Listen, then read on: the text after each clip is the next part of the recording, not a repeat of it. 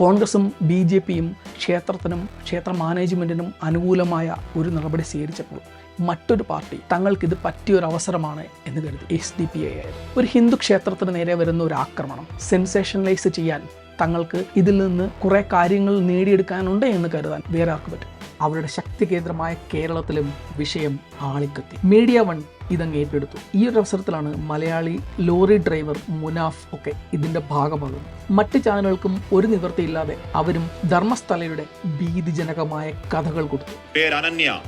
ക്ഷേത്രാധികാരികളോട് കാണാതായ മകളെ ചോദിക്കാൻ പോയ അമ്മയെ ധർമ്മത്തിന് വേണ്ടി സ്ഥാപിക്കപ്പെട്ട ധർമ്മസ്ഥല അധർമ്മത്തിന്റെ കൂത്തരങ്ങായി.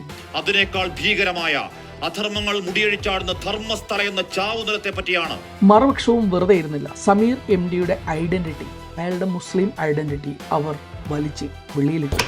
ഇസ്ലാമോഫോബിയ ಅಂದ್ರೆ ಏನು ಗೊತ್ತಾ? അയാളുടെ പല വീഡിയോകളും ചോദ്യം ചെയ്യപ്പെട്ടു.